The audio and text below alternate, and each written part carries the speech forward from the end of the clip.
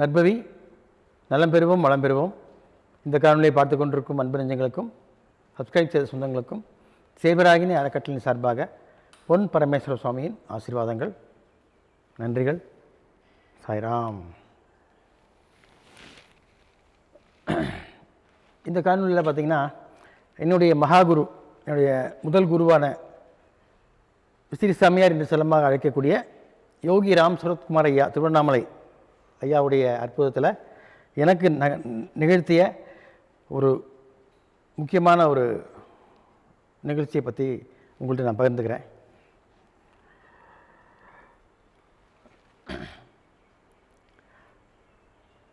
தொண்ணூறுகளில் நடந்த சம்பவம் இது.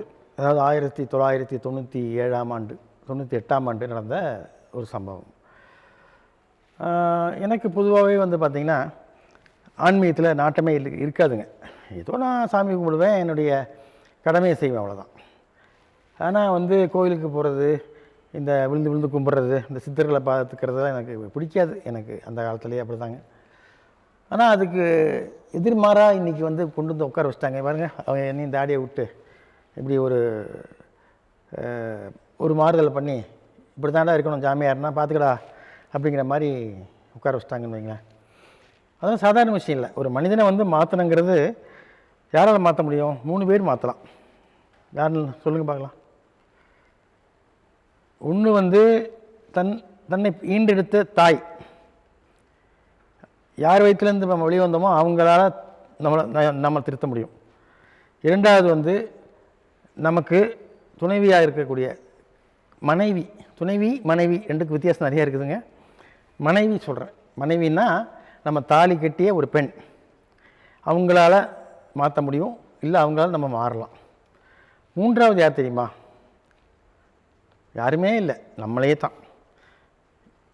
என்ன சொன்னாலும் யாருன்னு சொன்னால் நம்ம மனசில் பக்குவப்பட்டு நம்மளாக மாறினா தான் உண்டே தவிர, ஏன்னா வழி அவங்க சொல்கிற வழியாக இருக்கலாம். அம்மா சொன்னாங்க நான் கேட்டுவிட்டேன், என்னை பெற்ற தாய் வயிறு எரியக்கூடாது. ஐயோ இல்லை என் முன்னாடி சொன்னால் கேட்டுவிட்டேன், இல்லை நாளைக்கு சோத்தில் விஷத்தை வச்சு விடுவா, அந்த ஒரு பயம் இருக்கும். இப்போலாம் அது இல்லை, இப்போ வேறு மாதிரி போயிட்டுருக்கலாம். நான் சொல்கிறது ஒரு 20 ஆண்டுகளுக்கு முன்னால் உள்ள உலகத்தை பற்றி. இருந்தாலும் இப்போது இருக்குது. அதாவது ஆதி மூலம் பேஸ்மெண்ட்டுன்னு ஒன்று இருக்கு இல்லையா, அது எப்போவுமே ஸ்ட்ராங்காக தான் இருக்கும்.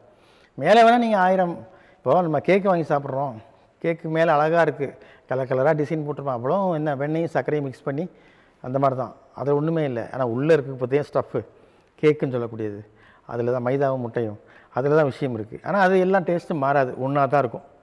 அதை மாற்ற முடியுமா? உப்பு சுவையும் இனிப்பு சுவையும் மாற்ற முடியுமா? 2 ஒன்றா சேர்ந்து தான் கேக்கு. அதுக்கு மேலே பல வண்ணங்களை கொடுத்து உங்களுக்கு ஏற்ற மாதிரி டிசைன் பண்ணுறாங்க, அவ்வளோதான். அதே போல் தான் மனிதனுடைய உருவமாகட்டும் மனதாகட்டும். நான் உருவம் என்று சொல்வது என்னன்னு கேட்டிங்கன்னா, ஒரு கேக்குக்கு மேலே இருக்கக்கூடிய ஐசிங்னா என்ன? டிசைனிங், சரிங்களா? அதுதான் என்னது? உருவத்துக்குள்ளே ஒன்று இருக்குது பாருங்கள். இப்போ நான் பேசுகிறேன் இல்லையா, நான் பேசக்கூடிய அந்த வார்த்தைகள், மனது அப்புறம் ஆன்மா அப்படின்னு சொல்கிறது அந்த கேக்கையும் அந்த ஐசிங்கும் சேர்த்து சாப்பிட்டா ஒரு டேஸ்ட்டாக இருக்கும். அதே மாதிரி அந்த ஐசிங் தனியாக வலிச்சு சிலங்க வெறும் க்ரீம் மட்டும் சாப்பிடுவாங்க, அது ஒரு டேஸ்ட்டாக இருக்கும். சில பேர் பார்த்திங்கன்னா வெறும் கேக்கு அதெல்லாம் வேணால் ஒதுக்கிடுவாங்க. அது டிபெண்ட்ஸ் அப்பான் அவர் மனிதனுடைய ஒரு சுவையை பொறுத்திருக்கு. அதே போல் தான் நம்முடைய வாழ்க்கையிலையும் ஆன்மீகத்தில் நாட்டம் இல்லை, ஆன்மீகம் இல்லாமல் நான் ஒரு தனி மனிதனாகவே நான் மனம் போன போக்கில் போகிறேன்னு சொல்லக்கூடிய ஒரு ஆள்கள் இருக்கிறாங்க. அதுலேயும் பல விதங்கள் இருக்குது. அதில் ஒரு விதம் தான் நான். என்னென்னா, ஆண்டவன் இருக்கிறான், அவ்வளோதான். அவன் வேலையை செய்கிறான். நம்ம செஞ்ச செயலுக்கு கர்மாவுக்கு கூலி கொடுக்குறான். கூலின்னு என்னது? பணம் இல்லை, சந்தோஷம், துக்கம், சோகம், சல்லாபம், உல்லாசம் எல்லாமே. ஸோ இந்த மனோபக்குவம் என்று சொல்லக்கூடிய இந்த பக்குவத்தை அடையாதவர்கள் கண்டிப்பாக கிடைத்தேற முடியாது. என்ன? முக்தி அடைய முடியாது. முக்தினா என்ன? அதுக்கு நிறையா பேசியிருக்காங்க. முக்திங்கிறது வேறு ஒன்றும் இல்லை, பிறவியற்ற ஒரு நிலைமை. நமது உயிர், நமது ஆன்மா மீண்டும் மீண்டும் மீண்டும் பிறக்காமல் இருக்கும், இயற்கையாக ஒன்றாகிவிடும். அப்போது அந்த மாதிரி ஒரு சம்பவம் கிடைக்குமா எனக்கு அப்படின்னு நான் ஏங்கலிங்க. ஏன்னா எனக்கு அதை பற்றிலாம் தெரியாது. ஆரம்ப காலத்தில் டோட்டலி ஐ எம் நியூ. இந்த ஆன்மீகத்தை நான் புதுசு, ஒன்றுமே தெரியாது, ஜீரோ. ஒரு விளக்க பற்றி வச்சா கூட ஏன் பற்ற வைக்கிறீங்க, எதுக்கு திருநீர் வச்சுக்கிறீங்க, எதுக்கு கோயிலுக்கு போகிறீங்க, எதுக்கு சாமி கூடுறீங்க, அது எல்லாமே நான் கேட்டுகிட்டே இருப்பேனுங்க. ஏன்னா எனக்கு அது தேவையில்லை, தெரியாது. இப்போது பசி எடுக்கும்போது தான் சோறு சாப்பிடணும் ஒரு நீதி இருக்குது. சிலவங்க பசிக்காமே சோறு சாப்பிடுவாங்கள்ல, அதுக்கு என்ன காரணம்? ஒன்று அவனுக்கு டைம் பாஸிங்காக இருக்கும், இல்லை அந்த டயத்துக்கு சாப்பிட்ணும் ஒரு எண்ணம் இருக்கும், அவ்வளோதான். இல்லை மூணாவது திமிருன்னு சொல்லலாம். ஸோ நமக்கு தேவை. இப்போ யூரின் வந்தால் தான் யூரின் போகிறோம் இல்லையா? யூரின் வராமல் சும்மா போய் நின்று யூரின் வர்றதுக்கு முயற்சி பண்ணுவோமா? இல்லையே. அதே போல் தான் வாழ்க்கையில் எல்லாமே. அப்போது எனக்கு தேவைப்படும் பொழுது நான் எதையும் எனக்கு கிடைக்கவில்லை. எனக்கு தேவைப்படும் பொழுது, தேவையில்லாத நேரத்தில் எல்லாமே எனக்கு கிடைச்சிது. அப்படின்னு என்ன தேவையில்லாத நேரம்னா என்ன? அப்பா வயிறு ரொம்பிடுச்சுடா, வயிறு ஃபுல்லாகி போச்சு, இனி சாப்பாடு சாப்பிட முடியாது. ஏன்னா மேற்கொண்டு ஒரு கடலை மிட்டாய் சாப்பிட்லாம், இல்லை ஒரு ஸ்வீட் சாப்பிட்லாம். அப்போ அது நிறைவு பெறும். அந்த நிறைவுங்கிற அந்த சேச்சுரேஷன் பாயிண்ட் எனக்கு ரொம்ப எதிர்பார்ப்பேன்னு வைங்களேன். அதே போல் தான் நான் எல்லாத்துலேயும் இருக்கணும்னு ஆசைப்படுவேன். ஆனால் அது எனக்கு கிடைக்கல. ஒரு நாள் நான் ஐயா பற்றி நிறைய பேசியிருக்கேன். அவரை சந்தித்த போது எனக்கு கிடைச்ச ஒரு அனுபவத்தையும் பற்றி பேசியிருக்கிறேன். அதுக்கப்புறம் ஒரு 98ஆம் ஆண்டு எனக்கு கிடைத்த அனுபவம் ஒன்றே ஒன்று மட்டும் சொல்லிவிட்டு முடிச்சுக்கிறேன். ரொம்ப உங்களை டைம் எடுத்துக்க விரும்பலை. நான் திருவண்ணாமலைனா எனக்கு எதிரி. திருவண்ணாமலைனா போகவே மாட்டேன். எனக்கு பிடிக்காத ஊர் எதுன்னா திருவண்ணாமலை தான். அப்படி இருந்தவன். என்ன காரணம்னா, நான் அங்கே நடக்கணும் பார்த்தீங்களா, 14 கிலோமீட்டர் நடக்க சொல்லுவாங்க. எனக்கு அதெல்லாம் பிடிக்காது. நடந்து போகிறதே எனக்கு பிடிக்காது. ஆனால் நடப்பேன். என்னுடைய தொழிலுக்கு வேண்டிய, என்னுடைய மார்க்கெட்டிங்கு வேண்டிய எங்கே வேணால் நடப்பேன். ஆனால் கோயிலுக்குன்னு நினைக்கும் போது நடக்க மாட்டேன். இதுக்கு தான் நான் அது வெறுங்கல்ல, அது ஒரு மலையை சுற்றி வர்றது, அது வெயிலில் மலையில், இதெல்லாம் தேவையா? அப்படி ஒன்றும் சாமி கும்பிட சொல்லி அவர் உன்னைய அப்படிங்கலாம் நினச்சிட்டு உண்டு. அந்த காலங்கள், அந்த நேரத்தில் தான் எனக்கு என்னுடைய வாழ்க்கையின் ஒளியேற்றி வைத்த, தீபம் ஏற்றி வைத்த ஒரு பெருந்தகை தான் நமது யோகி ராம் சரத்குமார் விசிறிசாமி ஐயா. அவருடைய பொற்பாதத்தை தொட்டுக்கொண்டு அவருடைய அனுபவத்தில் ஒன்று சொல்கிறேன். அது பார்த்திங்கன்னா ஒரு வியாழக்கிழமைங்க. அது பாருங்களேன், அதான் அதுவே நமக்கு அமையுது. யோகம் நம்ம வாசலை தட்டுமா சில நேரங்களில், நம்ம போய் தேட வேண்டியதில்லை. ஒரு நல்ல ஒரு வியாழக்கிழமை, அதுவும் அன்றைக்கி பௌர்ணமி வேறு. அன்றைக்கி பார்த்திங்கன்னா எனக்கு நல்ல ஒரு கனவு தான் வந்ததுன்னு வச்சுக்கோமே. ஒரு நல்ல நான் 9:30 மணிக்கெலாம் தூங்கிடுவேங்க எப்போதுமே. தூங்கிட்டேன்னா காலைல ஏர்லி மார்னிங் எந்திரிக்கிறேன், 3 மணிக்கெலாம் எந்திரிக்கிறோம் இல்லையா? அதனால் தூங்கும்போது நல்லா ஒரு கனவு. முதல்ல ஒரு மலை தெரியுதுங்க. அந்த மலையில் நல்லா உச்சியில் பார்க்கும்போது நல்லா மேலே நெருப்பு எரியுதுங்க. நெருப்பு எரியும் போது நான் நினச்சிக்கிட்டேன், சரி இது திருவண்ணாமலை மாதிரி தெரியுது.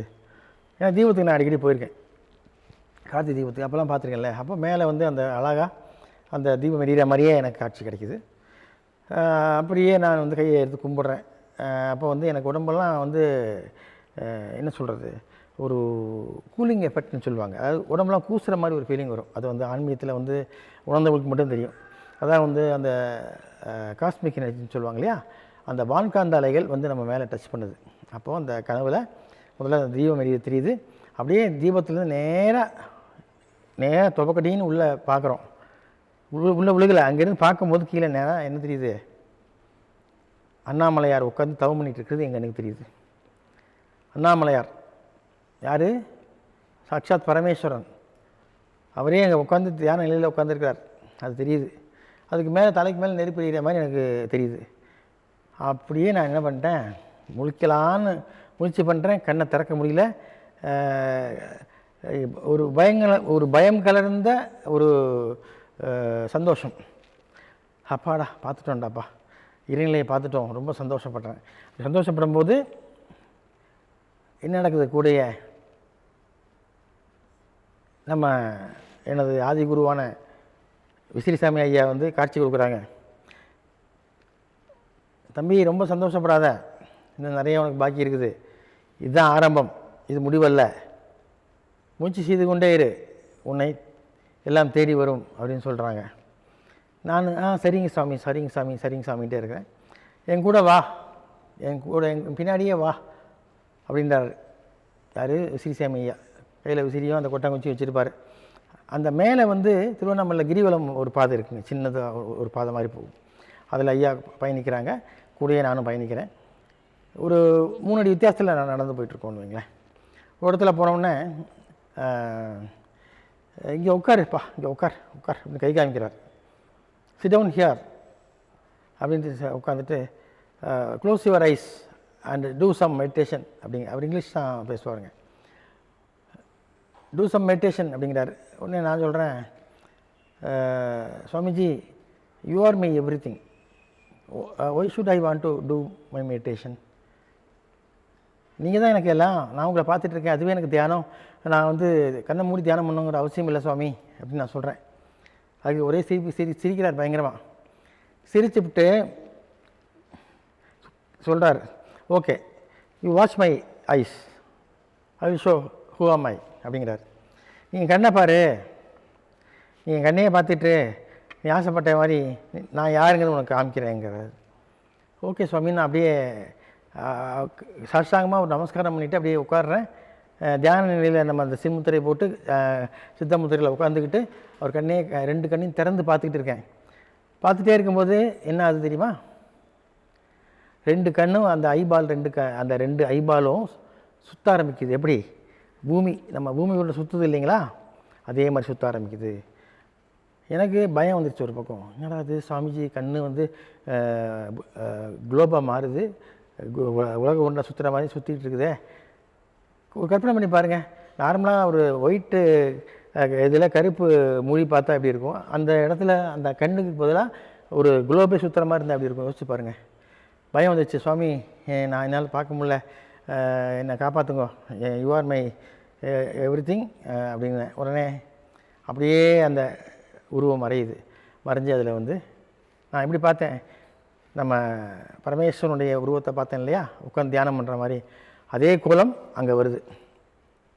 கழுத்தில் பாம்போட ஜடாமுடியோட தள்ளது கங்கை தீர்த்தம் விழுகிற மாதிரி அப்படியே உட்காந்துருக்க மாதிரி, கையில் ஒரு திரிசூலத்தோட கண்ணை அரைக்கண்ணு திறந்துருக்கிற மாதிரி அப்படியே காட்சி கொடுக்குறாங்க. காட்சி கொடுக்க எனக்கு வந்து ரொம்ப சந்தோஷம். கத்துறேன், ஓம் நம சிவாய, ஓம் நம சிவாய, ஓம் நம சிவாய, குருப்யோ நமக, குருப்யோ நமக, குருப்யோ நமக, யோகி ராம் சரத்குமார் ஜெய குருராயான்னு கற்றுன்னு கத்துறேன். பக்கத்தில் வந்து என் ஒய்ஃபு எழுப்புறாங்க, என்னங்க ஆச்சு எந்திரிங்கன்றா. டக்குன்னு முடிச்சிட்டேன். ஏம்மா எழுப்புனேன், நான் நல்ல காட்சி கண்டுட்டு இல்லை, நீ இன்னும் பயங்கர சத்தம் போட்டு இந்த காப்பாற்றுன்னு சொல்கிற மாதிரி இருந்துச்சு, அதனால் வந்து தட்டினேன் அப்படிங்கிறா.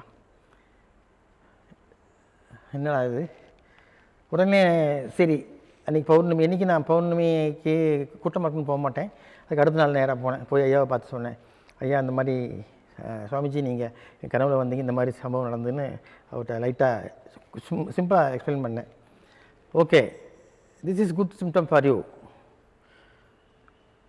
You are better in spiritual, go head அப்படின்ட்டார். என்ன சொல்கிறாருன்னா, இது ஒன்று நல்ல ஒரு சிம்டம், நீ வந்து ஆன்மீகத்தில் நல்ல உயர்ந்த நிலைக்கு போய் வேலையை பாரு அப்படின்ட்டார். ஸோ இந்த சம்பவம் வந்து அவ்வளோ சீக்கிரம் வந்து அது எனக்கு ஒன்றும் ஸ்பிரிச்சுவலில் ஏபிசிடி தெரியாது, சாமியே ஜாஸ்தி கும்பிட்டது இல்லைங்க, எதுவுமே எனக்கு தெரியாது.